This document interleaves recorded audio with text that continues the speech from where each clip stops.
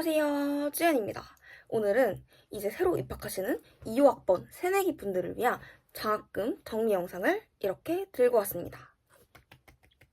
제가 1학년 때는 장학제도를 잘 알지를 못해가지고 조금 손해봤다 라는 생각이 들어서 이제 새로 입학하시는 분들은 미리부터 알고 준비하면 좋잖아요. 그래서 이렇게 영상을 준비를 하게 되었습니다. 일단 저의 개인정보 먼저 소개를 해드릴게요. 저는 서울소재대학에 재학 중이고 인문사회계열 문과에 재학 중입니다. 다음 학기는 3학년이 되고 한국장학재단의 분위는 3분이라고 봐주시면 될 것 같습니다. 이제 한국장학재단은 모르시는 분들이 거의 없을 것 같기는 한데 조금 간단하게 말씀을 드려보자면 나라에서 지원을 해주는 장학제도예요. 등록금 부담을 좀 덜어주기 위해서 지원하고 있는 장학제도고 이거는 매 학기 시작할 때마다 신청을 하는 장학제도이기 때문에 여러분들 확인하시고 미리미리 신청을 해서 또 소득 구간을 산정을 받으시길 바라겠습니다. 이 소득 구간이 산정이 돼 있어야 교내 장학이든 교외 장학이든 신청하실 수 있는 거예요. 그래서 이거는 이제 여러분들 다 신청을 했다라고 생각을 하고 다음 장학금 유형에 대해서 좀 정리를 해보려고 합니다. 그 전에 제가 받은 장학금은 인송문화재단에서 받았던 생활비성 장학금 200만 원이랑 DB 김준기 문화재단에서 받았던 생활비성 장학금 300만 원이 있습니다. 이 300만 원은 매 학기마다 이제 받을 장학금이라서 총 장학금 1,500만 원을 수령하게 된다라고 봐주시면 되겠습니다. 그러면 이제 장학금 유형에 대해서 좀 정리를 해드리도록 할게요. 우선 장학금 유형 크게 두 가지로 나뉘는데요. 등록금성 장학이랑 생활비성 장학으로 나뉘어요. 등록금성 장학은 무엇이냐? 라고 하면은 등록금 범위 내에서 수혜받는 장학이거든요. 이게 저희가 한국장학재단에서 지원받는 장학금이 있고 그 이외에 우리 등록금이 4,500만 원이 되기 때문에 또 수혜받지 못한 남은 등록금이 있을 거예요. 그 부분은 이제 등록금 범위 내에서 수혜를 받는 장학이고 생활비성 장학은 이 등록금 범위를 초과해서도 받을 수 있는 장학이라고 봐주시면 될 것 같아요. 그래서 예를 들어 자기 등록금이 400만 원이다 라고 하면은 등록금성 장학으로는 최대 400만 원까지 받을 수 있는 거고 생활비성 장학으로는 450만 원, 500만 원까지도 받을 수 있는 거라고 봐주시면 되겠습니다. 그 다음으로는 이제 교내 장학이랑 교외 장학으로 나뉘게 되는데요. 교내 장학은 학교에서 주는 장학금이라고 생각을 하시면 되세요. 이거는 학교마다 장학 제도가 조금 상이하고 그 절차나 기준도 다르기 때문에 본인 학교 장학 공지 사항을 확인하시면 되겠습니다. 그래서 장학 공지 사항을 통해 미리 1학년 때부터 어떤 장학금이 있는지 확인하고 본인이 수혜받을 수 있는 장학이 있다면 꼭 수혜를 받으시기를 바라겠습니다. 저희 학교의 경우에는 이걸 한 학기에 한 번씩 신청하고 선발하는 과정을 거쳐서 받게 됩니다.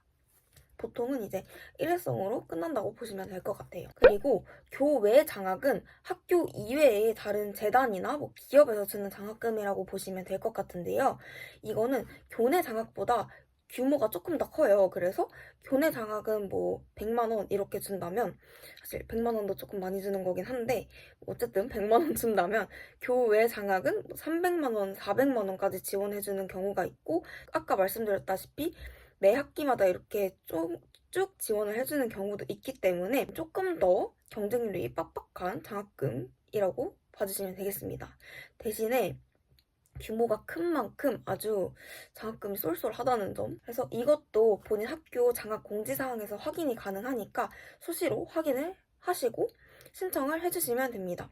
이걸 신청하실 때 학교에서 학생을 추천해서 장학금을 신청하는 게 있고 개인 학생이 그냥 기관에 바로 신청서를 제출해서 신청하는 게 있는데 제가 전에 수혜받았던 인송문화재단 장학금의 경우에는 학교에 신청서를 제출을 하고 학교가 취합을 해서 학생을 추천을 하는 경우였고 이제 DB 드림리더 김준기 문화재단에서 받는 장학금의 경우에는 저 개인이 신청서를 제출을 해서 선발 과정을 거쳐가지고 장학금을 수혜받게 된 경우입니다.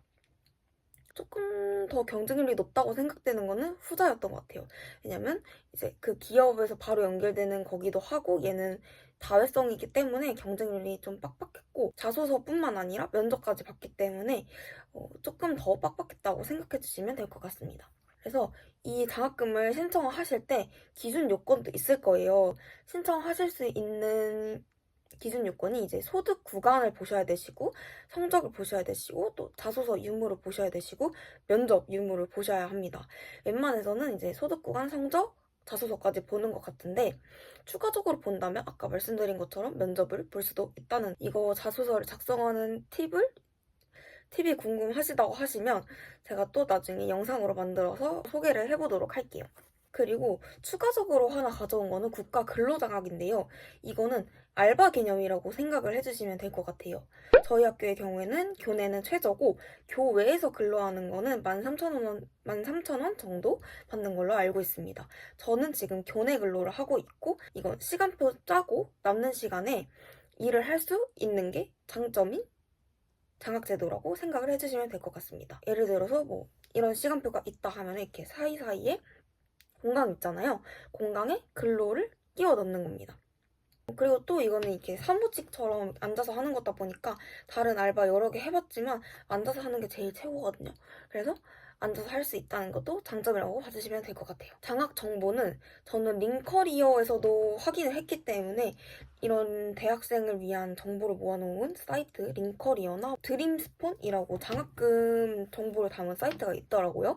이런 것들을 확인하시면 또 도움이 될 것 같습니다. 그래서 개인적으로 장학금을 받기 전과 후에 뭐가 달라졌냐라고 물으시면은 예전에는 장학금 받기 전에는 알바로 돈을 어떻게 모아야 하나, 사람들 적금 어떻게 드는 거지, 이게 남는 돈이 없는데 이런 생각이 들었다면은 지금은 이제 돈 모으는 것도 어느 정도 해결이 됐고 여행을 갈 때 돈이 많이 들잖아요. 그런 여행비도 조금은 해결이 되고 뭐 사소한 생활비 이런 게 다 커버가 될 뿐만 아니라 교환학생이나 영어 공부처럼 자기 개발을 위한 게 있다면은 그거를 위해서 투자할 수 있는 금전적 여유가 생기고 그렇기 때문에 이제 언제든 원하는 것을 배우고 실현할 수 있다는 용기를 얻게 된다는 점이 가장 큰 차이점인 것 같습니다.